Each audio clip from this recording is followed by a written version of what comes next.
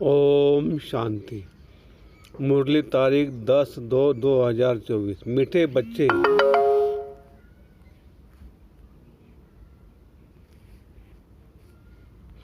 आत्म अभिमानी बनने का अभ्यास करो तो दैवी गुण आते जाएंगे, क्रिमिनल ख्याल समाप्त हो जाएंगे, अपार खुशी रहेंगी। प्रश्न: अपनी चलन को सुधारने व अपार खुशी में रहने के लिए कौन सी बात सदा स्मृति में रखनी है? उत्तर: सदा स्मृति रहे कि हम दैवी स्वराज्य स्थापन कर रहे हैं, हम मृत्यु लोक को छोड़ अमर लोक में जा रहे हैं। इससे बहुत खुशी रहेंगे, चलन भी सुधरती जाएंगे, क्योंकि अमर लोक नई दुनिया में जाने के लिए दैवगुण जरूर चाहिए। स्वराज्य के लिए बहुतों का कल्याण भी करना पड़े, सबको रास्ता बताना पड़े। ओम शांति। बच्चों को अपने को यहाँ का नहीं समझना चाहिए। तुमको मालूम हुआ है हमारा जो राज्य था, जिसको राम राज्य व उसी राज्य कहते हैं, उसमें कितनी सुख शांति थी। अब हम फिर से देवता बन रहे हैं, आगे भी बने थे। हम ही सर्वगुण संपन्न दैवगुण वाले थे। हम अपने राज्य में थे, अभी रावण राज्य में है।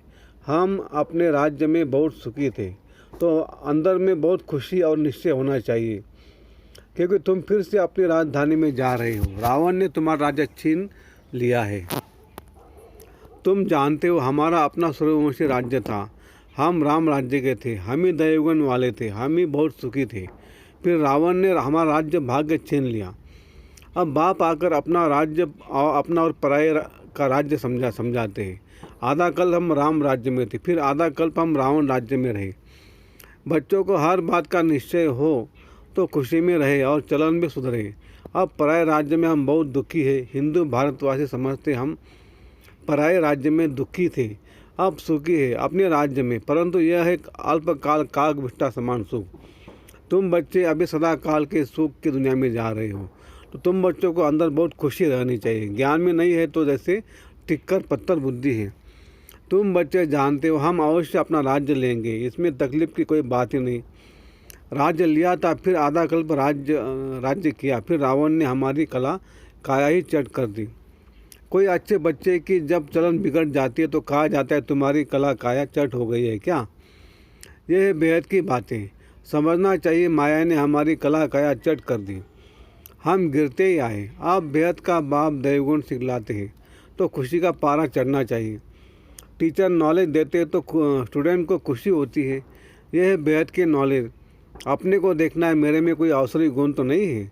संपूर्ण नहीं बनेंगे तो सजाएं खानी पड़ेंगी, परंतु हम सजाएं खाए ही क्यों?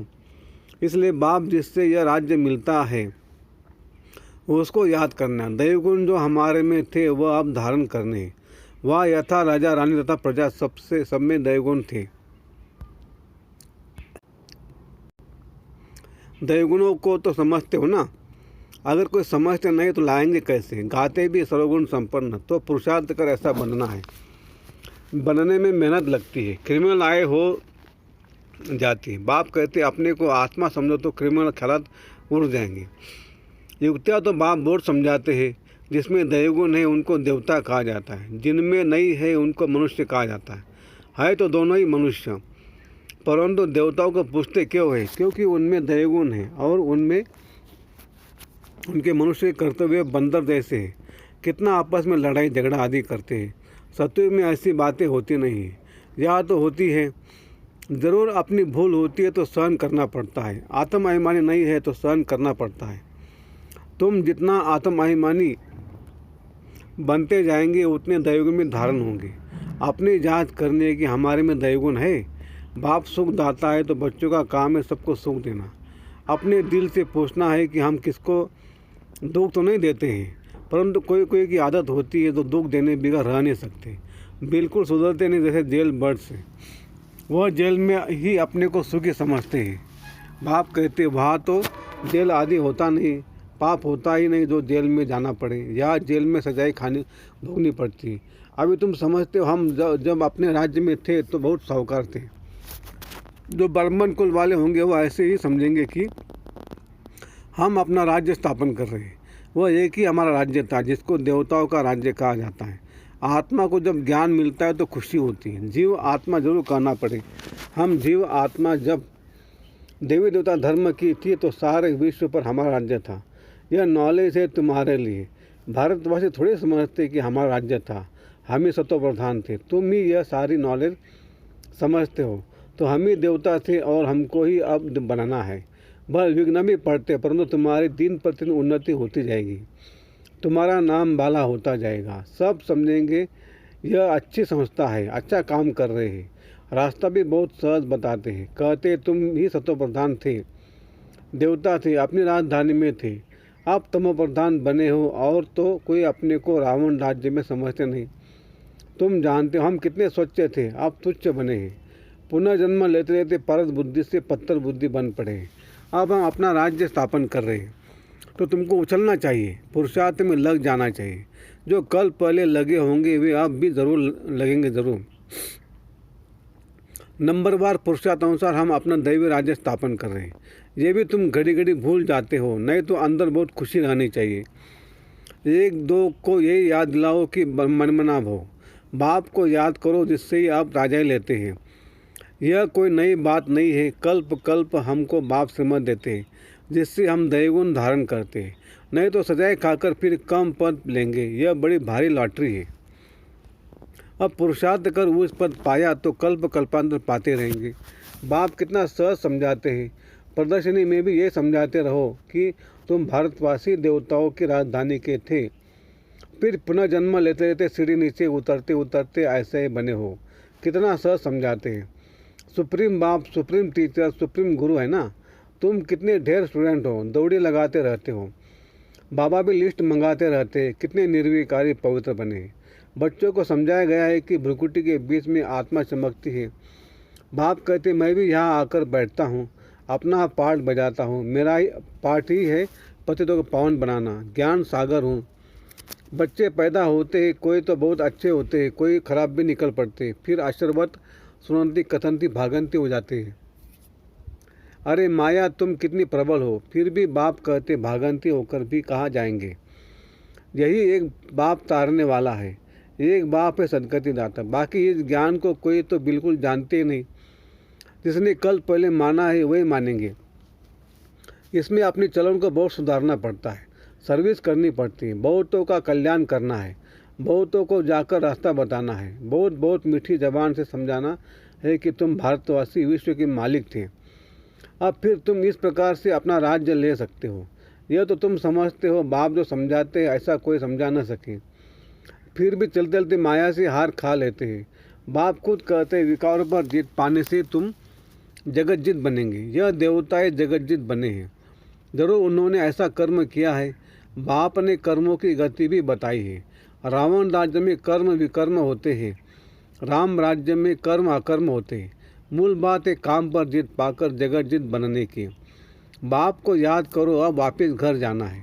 हमको 100% सर्टेन है कि हम अपना राज्य लेकर ही छोड़ेंगे, परंतु राज्य यहाँ नहीं करेंगे। यहाँ राज्य लेते राज्य करेंगे अमरलोक में। अब मृत्युलोक और अमरलोक के बीच में है, यह भी भूल जाते हैं। इसलिए बाप घड़ी घड़ी याद दिलाते हैं। अब ये पक्का निश्चय है कि हम अपनी राजधानी में जाएंगे। ये पुरानी राजधानी खत्म होनी है।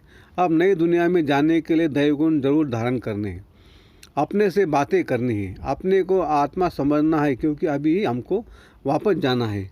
तो अपने को आत्मा भी अभी ही समझना है, फिर कभी वापस थोड़े ही जाना है।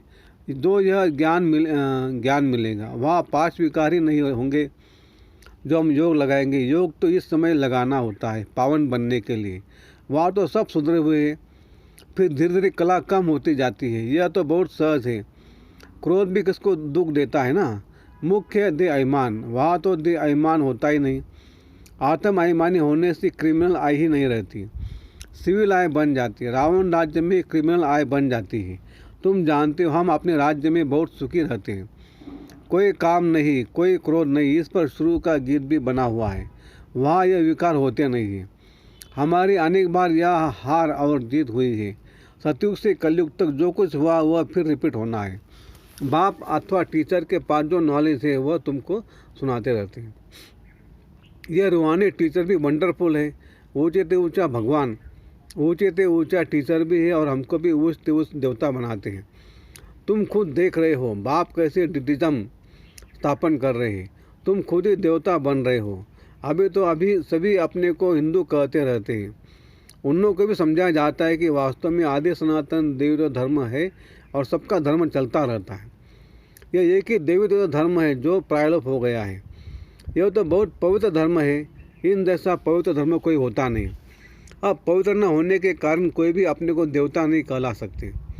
तुम समझा सकते हो कि हम आदि सनातन देवी धर्म के थे, तब तो देवताओं को पूजते हैं।